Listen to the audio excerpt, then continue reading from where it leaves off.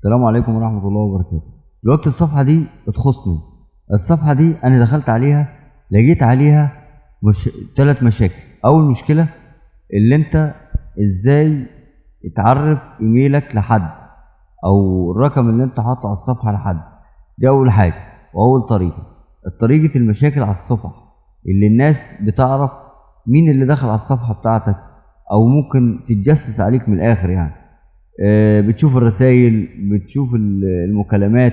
فانا دخلت على الصفحه دي لقيت عليها هاكر دخل على الصفحه وعامل ايميل، وفعلا بعرف يتحكم في الصفحه غيري.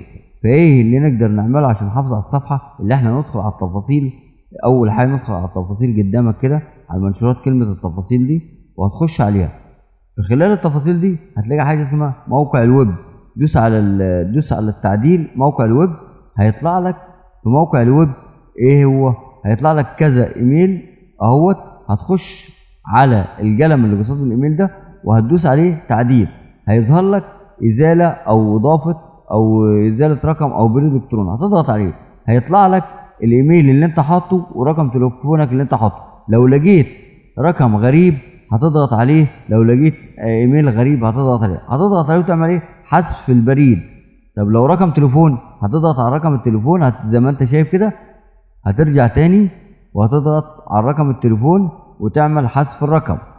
تمام. طب عشان تأمن صفحتي ومفيش حد يقدر يخش عليها، هتخش على حاجه اسمها المصادقه الثنائيه. طب الاعدادات اللي قدامك ديت لو انت مش عارف تخش عليها، في ناس في البيت عندك ممكن يكون عندهم خلفيه على الاعدادات وتأمين الصفحه، او حد صاحبك يعرف يخش لك على صفحتك ويعرف يأمن لك على الصفحه. زي ما انت شفت الاعدادات كده، نفس الاعدادات اللي قدامك دي هي نفس اعدادات الهاتف، اللي هو بتخش على الملف الشخصي بتعرف معلومات الاتصال. ايه معلومات الاتصال؟ الايميل اللي انت حاطه ورقم تليفونك اللي انت حاطه. طيب ازاي بقى امن على الصفحه؟ اللي انا انظف واشوف الايميلات اللي على الصفحه ورقم تليفوني هل حقيقي او صحيح. طب في رقم تاني هتمسحه، طب في ايميل تاني هتمسحه ويفضل ايميلك ورقم تليفونك. يبقى انت كده عملت وسائل الاتصال. طيب وسائل الاتصال هتخش على ايه تاني؟ حاجه اسمها المصادقه الثنائيه. المصادقه الثنائيه طبعا هتلاقيها في كلمه السر والامان. هتضغط على كلمه السر والامان دلوقتي وهتخش على كلمه السر والامان فوق اهي.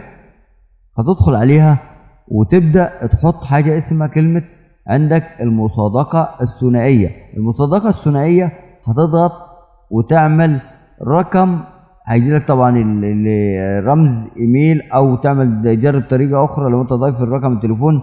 طب لو انت مش ضايف الرقم التليفون هيجي لك الرمز الكود هيجي لك على الايميل اللي انت ضايفه للصفحه.